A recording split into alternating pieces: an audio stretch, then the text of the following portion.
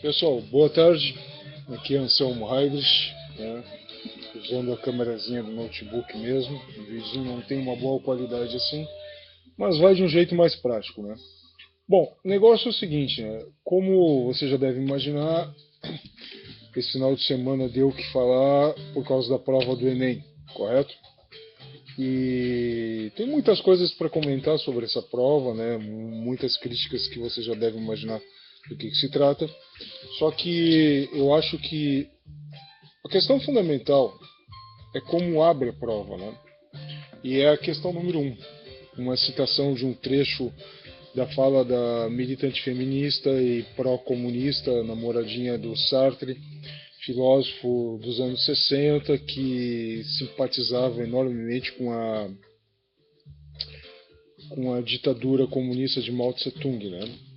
Pois bem, a Simone de Beauvoir, ela, não sei se a pronúncia está correta, não falo francês, enfim, ela começa a sua frase basicamente é: não existe, ninguém nasce mulher, se torna mulher. Bom, o que está subentendido nessa frase, né? Simplesmente uma negação da natureza. E a questão é que antigamente, né, eu digo isso até os anos 80, 90, a questão ideológica ela se pautava na interpretação de fatos, né? Poderia ter uma interpretação factual próxima do liberalismo econômico, mais favorável ao libertarianismo político, ou pró-socialista, social-democrata, discordando do liberalismo econômico puro e também discordando dos comunistas, ou uma interpretação comunista ou mais anarquista de esquerda, anti-Estado, porém a favor da coletivização dos recursos naturais e a extinção da propriedade privada, etc. Ou seja, as interpretações, né, dos fatos é que eram campo de liberdade ideológica, correto? O que acontece a partir dos anos 90, particularmente, né, é que, na verdade, isso é mais antigo. Isso aí vem de Nietzsche, né? Nietzsche é famoso por uma frase, famoso entre suas frases, se destaca aquela que ele diz que não existem fatos, apenas interpretações. Bom, existem fatos, né?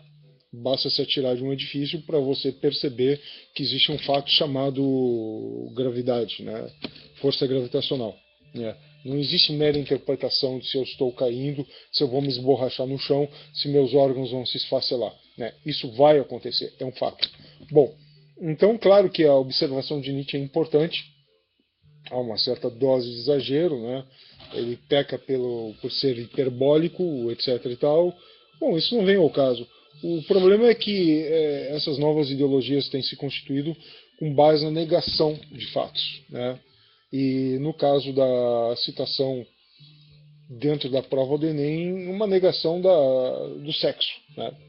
Em favor de uma ideologia de gênero. Ou seja, se Joãozinho quer ser chamado de Mariazinha, ele tem o direito de ser chamado de Mariazinha, independente dele ter maioridade penal, ou maioridade civil, melhor dizendo, ou não, né? A questão subjacente aí, certo, não é uma questão apenas de opção sexual, né, que merece todo o respeito. Se o cara quer uma forma alternativa de obtenção de prazer, isso é problema dele, né? Ninguém tem nada a ver com isso. Desde que não haja coação de outro indivíduo em busca de seu prazer, isso não é problema social, coletivo, né? Isso é uma questão individual. Então isso não se põe aqui, entendeu? Se o indivíduo quer obter prazer de forma homossexual ou livre, polissexual, bissexual, seja lá o que for, isso não é uma coisa que merece nossa consideração condenatória nem favorável, né? Isso aí é uma questão de fórum íntimo, correto? A questão que está ali é mais do que isso, né? É uma rejeição, a premissa é essa, né, a um padrão de reprodução da espécie, né, heterossexual. Né?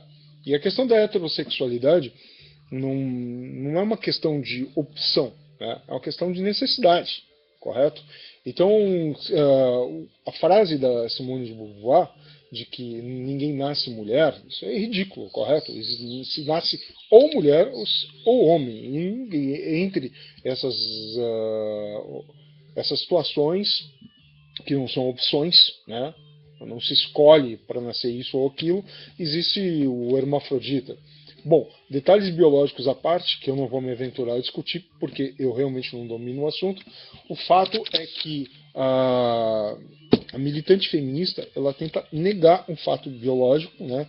E isso pauta toda a ideologia de gênero, né? Para no dia seguinte, numa prova, uma redação envolvendo a questão da violência contra a mulher, mais ou menos como um coroamento daquilo que já foi antevisto no dia anterior. Ou seja, como se a violência contra a mulher, a persistência da violência contra a mulher na sociedade brasileira fosse uma decorrência da negação da sexualidade, da orientação sexual alternativa. Alternativa ao quê? Ao macho heterossexual. Né? O que está subentendido aí? Está subentendido aí uma suposta dominação da heterossexualidade, do sexo masculino, como impositivo, como homogeneizador e da família tradicional. Né? Então é isso que essa prova do Enem está atacando, né? Essas questões, melhor dizendo. Não se trata simplesmente de uma prova avaliando conteúdos que devem ser de domínio dos alunos que vão ingressar numa universidade, seja uma faculdade de humanas, de exatas ou de biológicas. Né? Existe uma pretensão de formação de um programa, né, onde se quer exatamente que se negue fatos básicos. A questão de negar o que faz parte de toda uma ideologia de não discussão científica, né? Então, por exemplo, se existem índices econômicos que atestam que uma economia de livre mercado é melhor do que um centralismo estatal, com uma planificação estatal, se nega isso em nome de valores, sejam eles utópicos ou que tenham ocorrido na história da humanidade após mesmo com flagrante fracasso, não importa, né? Então se nega a realidade em todos os seus níveis. E o que essa prova faz é a negação em plano individual, psicológico, né? Bom, o que surpreende é que, como eu disse no início desse vídeo, né, antigamente se negar a questão ideológica se pautava mais interpretação sobre fatos. Nesse estágio atual, simplesmente se nega fatos, né?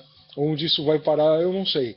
Mas, obviamente, que o resultado da educação brasileira, entre as últimas colocações nas provas internacionais, como o PISA, né? Penúltimo ou antepenúltimo lugar, nas provas de português, as avaliações de matemática prova isso, né? Não se baseia o estudo e a centralização dos esforços em fatos, em métodos para avaliar o conhecimento a partir de uma realidade física. E simplesmente se intensifica a partir do próprio Ministério da Educação e Cultura, ou seja, um dos ministérios mais inúteis e fúteis que existe, uma coisa que poderia ser totalmente abolida perante o seu trabalho atual, porque não serve para droga nenhuma, né?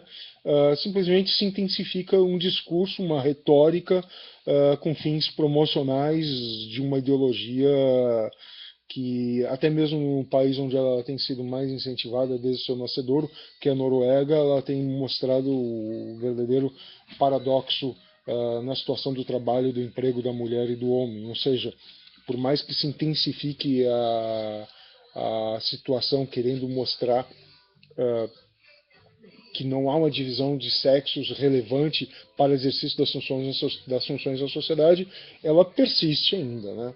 Persiste, e a prova disso é o emprego de mulheres em determinadas funções e de homens em outras funções, não por discriminação, mas por simplesmente opção livre, uma vez que os países escandinavos têm uma das posições mais livres nos rankings de liberdade econômica em avaliações internacionais.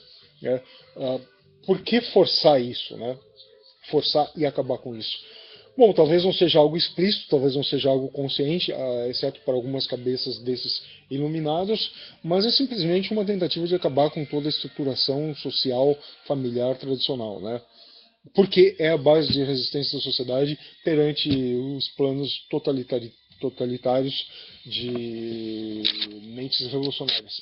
Não que eu creia em teorias conspiratórias onde isso parta de uma central mundial que queira acabar com as sociedades tradicionais no mundo.